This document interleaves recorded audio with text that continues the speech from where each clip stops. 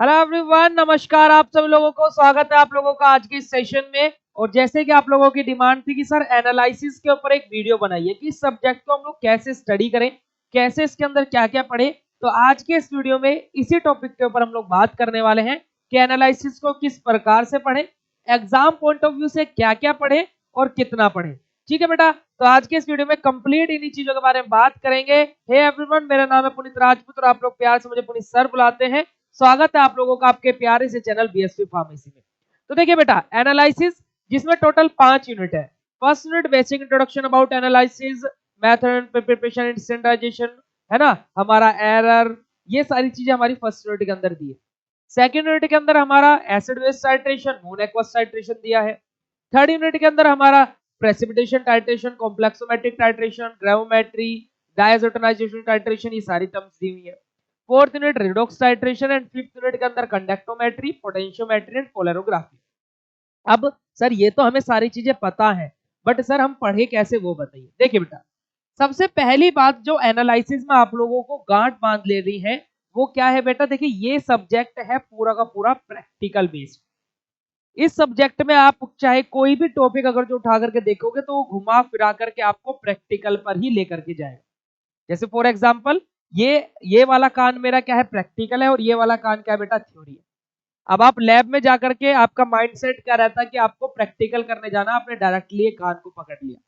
But pharmaceutical analysis क्या बोलता है कि आपको करना प्रैक्टिकल ही है, बट वो थ्योरी में आ गया, कान यही पकड़ना है, करना यही काम है, बट थोड़ा सा घुमा करके। बस इतना अंतर है फार्मास्यूटिकल एनालिसिस और प्रैक्टिकल्स में। ठीक है, अब देखिए, आपकी पहली यूनिट जो बेटा आप लोगों का बेसिक इंट्रोडक्शन ऑफ एनालिसिस दिया है। एनालिसिस का बेसिक इंट्रोडक्शन होता क्या है, हम लोग किसी भी चीज का क्या है, एक तरीके से जस्टिफिकेशन कर रहे हैं, आइडेंटिफिकेशन कर रहे हैं, उसका केमिकल फॉर्मूला क्या है, क्या मेल्टिंग पॉइंट है, क्या बॉइलिंग पॉइंट है, सारी चीजें, है ना। क्वालिटेटिव क्वांटिटेटिव यानी कि उसकी क्वालिटी चेक कर रहे हैं, उसकी क्वांटिटी चेक कर रहे हैं। यही सारी टर्म्स तो फार्मास्यूटिकल एनालिसिस के अंदर में पढ़नी रहती है। अभी जैसे फॉर एग्जांपल आपसे मैं पूछूं कि भाई मेरा कितना वेट होगा, तो आप क्या बोलोगे। आप अभी क्या है, आपके सामने कोई वेइंग मशीन नहीं है, मैं खड़ा नहीं हूँ किसी वेइंग मशीन पर, किसी जो वजन नापते मशीन है उन पर मैं खड़ा हुआ नहीं। तो आप क्या करोगे, अभी एक तरीके से आप मुझे देखोगे कि लगभग सर में क्या है, 65 kilo, 70 kilo, 75 kilo, 80 kilo, 180 kilo, इतना वजन होगा। आपने क्या किया बेटा, वो एक एनालिसिस तो किया, देखा, बता दिया। मैंने बोला कि बेटा ये बताओ, इस पेन जो है ये, इसमें कितना वेट होगा। अब आपके सामने ये पेन है, आप देखो इसको। अब आप क्या, आपके पास में कोई वेइंग मशीन नहीं है, कुछ नहीं है, आप इसको देख रहे हो, यानी कि एनालाइज कर रहे हो। इसकी हाइट इतनी है, इसको इजिली सर कैरी कर रहे हैं हाथ में, इजिली घुमा फिरा रहे हैं, तो ये लगभग लगभग 400 ग्राम का, 300 ग्राम का, 200 ग्राम का ऐसा पेन होगा। ये आप लोगों ने क्या किया, एनालाइज किया। आप किसी भी चीज को मार्केट में खरीदने जाते हो तो सबसे पहले आप क्या चेक करते हो, जैसे मैंने अभी दो टर्म्स के बारे में बात की आपको, क्वालिटी और क्वांटिटी। आप जैसे फॉर एग्जांपल मार्केट में क्या है बेटा, गोभी लेने गए, क्योंकि सब लोग हॉस्टल में रहते हैं, मैक्सिमम लोग खुद से ही खाना पीना बनाते हैं ना, खाना बनाते हैं खुद से, सब्जियां खरीद कर लेकर के था, तो आप मार्केट में गए, शाम को आप गोभी बनाने वाले, आप गोभी बनाने के लिए गए। अब आप गोभी बनाओगे तो क्या है, आप ऐसे थोड़ी ना कि उठाई गोभी और लेकर के आ गए, आप देखोगे सही है नहीं है, ताजी है नहीं है ना, कंडीशन ठीक है नहीं। आपने पहले क्या किया बेटा, उसका एनालाइज किया। एनालाइज करके आपने क्या देखा, उसकी क्वालिटी देखी, कैसी क्वालिटी है ना। फिर उसके बाद में अगर जो अच्छी क्वालिटी है, देन आपने उसकी क्वांटिटी बताई, भैया 1 किलो गोभी दे दो, भैया या एक एक ये गोभी दे दो। आपने फिर उसकी क्या बताया बेटा, क्वांटिटी बताई। तो यही तो एनालिसिस है, और इस सब्जेक्ट से पता नहीं क्यों डर लगता है बच्चों को। ये इतना सिंपल सब्जेक्ट है जो आप डेली लाइफ में कर रहे हो, वही तो सब कुछ एनालिसिस है।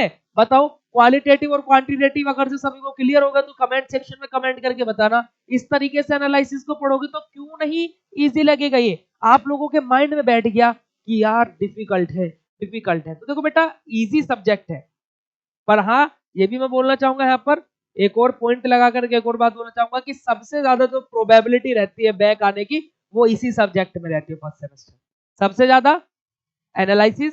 फिर उसके बाद में जस्ट उसी के नीचे बैठा रहता है इनऑर्गेनिक, फिर जस्ट उसी के नीचे बैठा रहता है आपका एचएपी, और उसी के जस्ट नीचे रहता है आपका फार्मास्यूटिक्स, है ना। यानी कि जिस सबसे ज्यादा बैक आपको अगर जो किसी सब्जेक्ट में देखने को मिलेगी फर्स्ट सेम में, वो है एनालिसिस। तो सेकंड नंबर पे आपको किसे देखने को मिलेगी, इनऑर्गेनिक। थर्ड नंबर पे जो बहुत मतलब एक तरीके से 20% स्टूडेंट की बैक आती है एचएपी में, और 10 या 5% की स्टूडेंट की बैक आती है फार्मास्यूटिक्स में। ओके, चलिए अब देखो एनालिसिस में बेटा बेसिकली आपकी फर्स्ट यूनिट में देखो क्या क्या दिया है, जो कि मैंने आप लोगों को बता दिया। अब मैं साथ के साथ ये भी बताता चलूंगा कि आपको इसमें से पढ़ना क्या क्या है, ठीक है, टिक लगाते चलना बेटा साथ के साथ में। ओके, साथ के साथ आपको ये भी तो पता लगना चाहिए कि सर हम पढ़े क्या क्या इसमें से। अब इतना तो पता लग गया कि एनालिसिस एक इजी सब्जेक्ट है, आप चाहे किसी, मैं हर एक टॉपिक को इसी तरीके से बताता चलूंगा, ठीक है। आप लोगों को बेटा यहाँ से एनालिसिस की डेफिनेशन पता होनी चाहिए। ओके, एनालिसिस की डेफिनेशन पता होनी चाहिए। उसके बाद में बेटा आपको प्रिपरेशन एंड स्टैंडर्डाइजेशन के अंदर क्या क्या, सब कुछ नहीं पढ़ना है, क्या पढ़ना है बेटा आपको, ऑक्सैलिक एसिड के बारे में, सोडियम हाइड्रोक्साइड और हाइड्रोक्लोरिक एसिड के बारे में, इन तीन के बारे में आपको जरूर से जरूर पढ़ लेना है। और यहाँ पर एक टर्म है बेटा मेथड ऑफ एक्सप्रेसिंग कंसंट्रेशन, जो कि इंट्रोडक्शन वाले पोर्शन में ही आ जाएगा। Method of expressing concentration, primary secondary standard, ये सारी चीजें। अब एरर सबसे ज्यादा इंपॉर्टेंट है इस यूनिट में से, एरर है ना, इंपॉर्टेंट है। टाइप ऑफ एरर है ना, वो सोर्सेज ऑफ एरर, सारी चीजें पता होनी चाहिए आपको। प्रिसीजन एंड एक्यूरेसी वो भी आपको पता होना चाहिए, और बेटा आपको सिग्निफिकेंस फिगर के बारे में पता होना चाहिए। पूरा का पूरा मैंने ऐप पर पढ़ाया है ये, जो बच्चे ऐप वाले इस लेक्चर को देख रहे हैं, ऐप पर बेटा पूरा मेरा रिकॉर्डेड कंटेंट डाला हुआ है, उसको देख लेना, बिल्कुल इजीली तुम्हें सारे कॉन्सेप्ट क्लियर हो जाएंगे। ओके, अगर जब बात करता हूँ फार्माकोपिया के बारे में, तो pharmacopoeia, sources of impurity, limit test, से सभी के सभी हम लोगों ने इनऑर्गेनिक में पढ़े हुए हैं। तो फर्स्ट यूनिट से इतना पोर्शन आप लोगों को बेटा तैयार करना ही करना है, ठीक है, कुछ भी स्किप मत करना। अभी मैं ये भी बताऊंगा कि कौन कौन सी यूनिट एटलीस्ट आपको पढ़नी है। चलिए आगे बात करते हैं सेकंड यूनिट के बारे में। फर्स्ट यूनिट तो बता दिया मैंने क्या होता है, सेकंड यूनिट, सेकंड यूनिट क्या है बेटा, एसिड बेस टाइट्रेशन और non aqueous titration. Acid base titration जिसको हम लोग न्यूट्रलाइजेशन टाइट्रेशन भी बोलते हैं, जहां पर हम लोग एसिड और बेस को लेते हैं। एसिड क्या अपना ऑक्सैलिक एसिड है, बेस क्या अपना सोडियम हाइड्रोक्साइड हो गया। इस तरीके से टाइप यहाँ पर कौन कौन से रहते हैं भाई, एक strong acid, weak base, strong acid, strong base, weak acid, strong base, और वीक बेस और वीक एसिड। इस तरीके से यहाँ पर टाइप्स होते हैं। एसिड बेस के इंडिकेटर की थ्योरी आप लोग क्या है, ओस्टवाल्ड इंडिकेटर थ्योरी के बारे में अच्छे से जानते होंगे, उसका एक छोटा सा प्रूफ है, वो भी देख लेना बेटा, ठीक है। यूट्यूब पर भी मैंने एनालिसिस पिछले सेशन में पढ़ाया था, तो अगर जो नहीं मिलता तो बता देना कमेंट करके, मैं लिंक कम्युनिटी पर उसके पेस्ट करा दूंगा, अदरवाइज टेलीग्राम और व्हाट्सएप चैनल पर लिंक प्रोवाइड करा दूंगा। जितने भी मैंने वन शॉट, 2 नंबर के, 5 नंबर के, 7 नंबर के, 10 नंबर के, या फिर कोई भी क्विक रिवीजन क्लासेस कराई है एनालिसिस की, उन सब के लिंक प्रोवाइड करा दूंगा। अगर जो उनसे पढ़ के भी आपको डिफिकल्ट लगता है तो बताना, ठीक है बेटा। चलिए अब नॉन एक्वस टाइट्रेशन देखो, नॉन एक्वस टाइट्रेशन क्या है बेटा, हमारे जो वीक बेस, वीक एसिड होते हैं, है ना, वो वाटर ज्यादा सोल्यूबल नहीं होते, तो इन दैट केस हम लोग किसका यूज करते हैं, नॉन एक्वस टाइट्रेशन, यानी कि जहां पर हम लोग सोलवेंट के तौर पर वाटर का यूज नहीं करते हैं। यहाँ पर आपका एसिडिमेट्री और एल्कीमेट्री सबसे ज्यादा इंपॉर्टेंट हो जाता है। ये रहा बेटा आपका एसिडिमेट्री और एल्कीमेट्री। ओके, और यहाँ पर देखो बेटा आपका एसिड बेस टाइट्रेशन के अंदर आपका एक तो theory of acid and base indicator, और दूसरा बेटा आपका क्या है, न्यूट्रलाइजेशन कर्व, कभी कभी 2 नंबर में पूछ लेता है। ओके बेटा, इतना पोर्शन सभी बच्चे इजीली पढ़ सकते हैं। चलो आगे बात करते हैं बेटा यहाँ पर यूनिट नंबर 3 के बारे में। यूनिट नंबर 3 में देखो क्या क्या दिया है बेटा, आपका precipitation titration, complexometric titration, gravimetry और डायजोटोनाइजेशन टाइट्रेशन। तो अब प्रेसिपिटेशन टाइट्रेशन क्या होता है, जहां पर हमारा प्रेसिपिटेट का फॉर्मेशन हो रहा हो, कोई दो चीजें अलग हो रही हो, जैसे फॉर एग्जांपल आप लोग कभी भी क्या है, जब किसके घर में दूध बिलोया जाता होगा, है ना, जिस मठा बनाते हैं, है ना, आप लोगों ने देखा होगा कि जब दूध बिलोया जाता है बेटा क्या होता है, ऊपर बटर यानी कि मक्खन आ जाता है, नीचे छाछ रह जाता है, तो वही तो प्रेसिपिटेशन है, वही तो प्रेसिपिटेट हो रहा है। जैसे आप लोगों ने, चलो छाछ का भी एग्जांपल छोड़ो, आप लोगों ने देखा होगा बेटा कि जब दूध फट जाता है तो क्या हमें एक दो लेयर दिखाई देती है, एक जो लम्स वाली है यानी कि जो पनीर है अपना वो, और दूसरा क्या, जो नीचे हमारा लिक्विड लिक्विड वाटर वाटर सब बच जाता है। तो भाई यही तो प्रेसिपिटेशन टाइट्रेशन है। बताओ ये चीज आपको पता था, नहीं पता था भाई, पता था, फिर भी आपको डिफिकल्ट लग रहा है, क्यों, पता नहीं। इसके अंदर बेटा आपकी 3 थ्योरीज है, मोर्स मेथड, वुलार्ड मेथड और फजान्स मेथड। मॉडिफाइड वाला पढ़ो या ना पढ़ो, पर इन तीनों को जरूर पढ़ लेना। मैंने इनका जिक्र बार बार लिमिट टेस्ट के अंदर आपको जब इनऑर्गेनिक के अंदर पढ़ाया था वहां पर भी किया है, ठीक है बच्चे। तो देखो यहाँ पर आपका वोलार्ड ये रहा, फजान्स मेथड ये रहा, और आपका क्या है, मोर्स मेथड ये रहा, ठीक है बेटा। उसके बाद में कॉम्प्लेक्सोमेट्रिक टाइट्रेशन, कॉम्प्लेक्सोमेट्रिक टाइट्रेशन यहाँ पर हम लोग chelating agent, complexing agent, complex का फॉर्मेशन होगा, EDTA है ना, modern black T, modern T, इस तरीके से हम लोग यहाँ पर इंडिकेटर्स का यूज करते हैं। हमारा कॉम्प्लेक्स का फॉर्मेशन होता है यहाँ पर बिटवीन टू मॉलिक्यूल्स, है ना, कोऑर्डिनेशन कॉम्प्लेक्स, ये सारी चीजें हमारी यहाँ पर बनती है। कॉम्प्लेक्सोमेट्रिक टाइट्रेशन के अंदर सबसे ज्यादा इंपॉर्टेंट हो जाता है मास्किंग एंड डीमास्किंग एजेंट, यही कहीं पर ही लिखा होगा। मेटल आयन इंडिकेटर भी तैयार कर लेना। और देखो बेटा ये रहा मास्किंग एंड डीमास्किंग रिएजेंट्स। ओके, बताओ इसमें कुछ दिक्कत है क्या? आगे आ जाता है आपका क्या, ग्रेवोमेट्री। ग्रेवोमेट्री क्या होता है जी? अब अपना देखो प्रेसिपिटेशन टाइट्रेशन, जब प्रेसिपिटेट अपना बन जाता है देन उससे आगे के जो अपने स्टेप रहते हैं उसको फिल्टर करना, ड्राई करना, वॉश करना, ये सारी के सारी टर्म्स बेटा कहाँ पर आती है? ग्रेवोमेट्री के अंदर आती है। 6 से 7 यहाँ पर हमारे स्टेप होते हैं, वेट करना, सारी की सारी चीजें स्टोर करना, ये सारा के सारे स्टेप क्या है? ग्रेवोमेट्री के अंदर इन्वॉल्व रहते हैं। यहाँ पर आपको को प्रेसिपिटेशन और पोस्ट प्रेसिपिटेशन, ये दो टर्म्स अच्छे से पढ़ लेनी है बेटा। और ये principle and step involve in gravimetry analysis, ये भी आप लोगों को तैयार करना है। आगे बात करते हैं डायजोटेनाइजेशन टाइट्रेशन। यहाँ से आपको सीधा क्वेश्चन देखने को मिलेगा, और अगर आप इसको स्किप भी करना चाहो तो बच्चे स्किप भी कर सकते हो। और बीएससी फार्मेसी इसी चीज के लिए आप लोगों के लिए मेहनत कर रहा है, तो इन सभी इंपॉर्टेंट क्वेश्चंस की बेटा प्रिपरेशन करा रहा है बीएससी फार्मेसी आप लोगों को, बीएससी फार्मेसी ऑफिशियल ऐप पर। हम लोग जितना कंटेंट हो पा रहा है यूट्यूब पर भी फ्री ऑफ कॉस्ट प्रोवाइड कराते हैं, और ऐप पर आप लोगों को सारी क्लासेस आप लोगों को वहां पर सिस्टमेटिक वे में मिलेगी। और एक बार हम लोग वहां पर अपना सिलेबस कंप्लीट कर भी चुके हैं, उस सिलेबस के रिकॉर्डेड लेक्चर्स भी आप लोगों को मिल जाएंगे, प्लस नई क्लासेस बिल्कुल फ्रेश तरीके से पहले टॉपिक से फर्स्ट यूनिट से स्टार्ट होने जा रही है 1 नवंबर से। तो आप लोग जाइए just BSc pharmacy official app download कीजिए, जहां पर बी फार्मा और डी फार्मा दोनों के लिए ही कंप्लीट कंटेंट अवेलेबल है। ओके, जाइए जस्ट ऐप डाउनलोड कीजिए, अपने फ्रेंड्स को भी बताइए, और वहां पर डेमोस देके सारी चीजें देखिए। एंड एक बार जस्ट बिलीव करके, एक बार बिलीव करके, क्योंकि उम्मीद पर ही दुनिया कायम है, तो एक बार उम्मीद बना करके बिलीव करके आप कोर्स में एनरोल करके देख लो।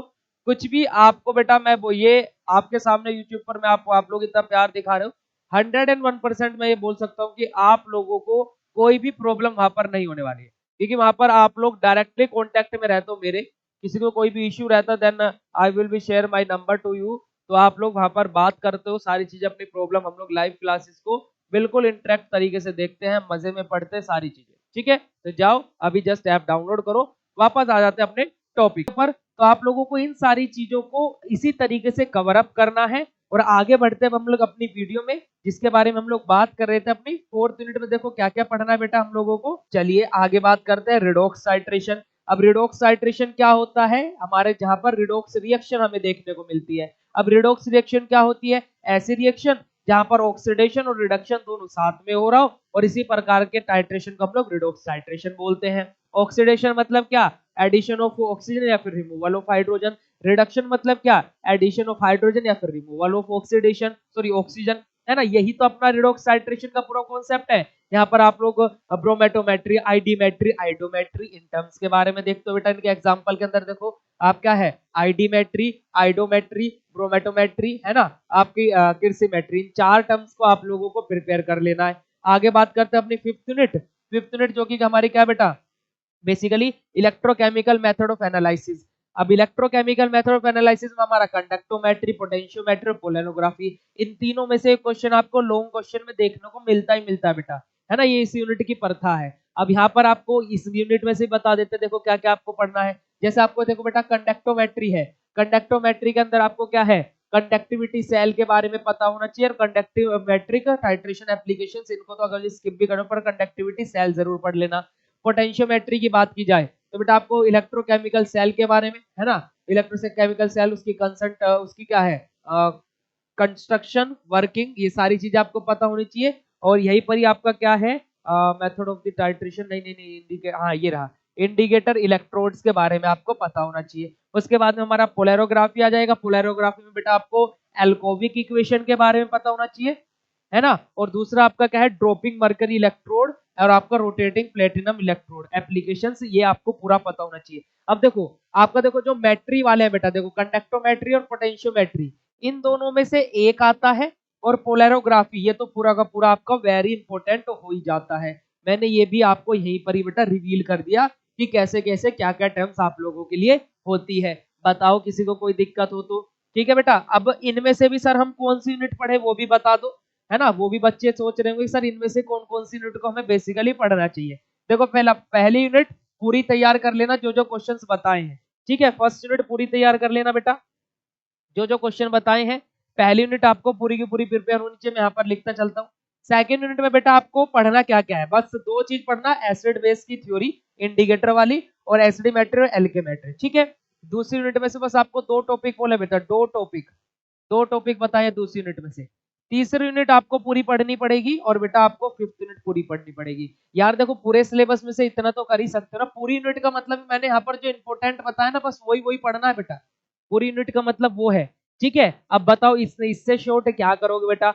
मैं आप लोगों को अगर जो आपको जो मैंने लिंक बताया है वो अगर जो आप लोगों को लिंक चाहिए तो आप लोग जो इस वीडियो के कमेंट सेक्शन में लिख करके बताना बेटा, मैं कम्युनिटी पर या फिर टेलीग्राम और व्हाट्सएप चैनल पर उनको प्रोवाइड करा दूंगा, ठीक है। ठीक है तो बेटा तो इस तरीके से आप लोगों को अपनी प्रिपरेशन करनी है। अब बताओ किसी को कोई क्वेरी हो एनालिसिस से रिलेटेड तो वो भी कमेंट सेक्शन में लिख करके बता देना बेटा। आप लोगों को जब तक आप डाउट पूछोगे नहीं तो मुझे कोई सपना नहीं आएगा कि आपको प्रॉब्लम क्या है। आप लोगों के लिए कमेंट सेक्शन है, आप लोग कमेंट सेक्शन को भर डालिए, चाहे आपको 10 कमेंट करने पड़े सर मुझे ये दिक्कत है ये दिक्कत है ये दिक्कत है, या एक ही बड़ा सा कमेंट करना पड़े, करो बेटा। मैं हर एक कमेंट का आंसर करने की कोशिश करता हूँ और मैक्सिमम आप लोग देखते भी होंगे कि मैं हर एक के कमेंट का आंसर देता ही हूँ, ठीक है बेटा। चाहे आपने कोई पॉजिटिव कमेंट किया हो, चाहे कोई नेगेटिव कमेंट किया हो, या फिर आपका कोई क्वेश्चन भी हो, ठीक है बच्चे। तो इसी तरीके से बने रहिए बीएससी फार्मेसी के साथ में और आप लोगों को 100% सारा कंटेंट प्रोवाइड कराने का काम हम लोगों का है। कैसा लगा ये वीडियो कमेंट सेक्शन में लिख करके जरूर बताना। मिलते हैं बेटा ऐसे नेक्स्ट इन्फॉर्मेटिव वीडियो के साथ में,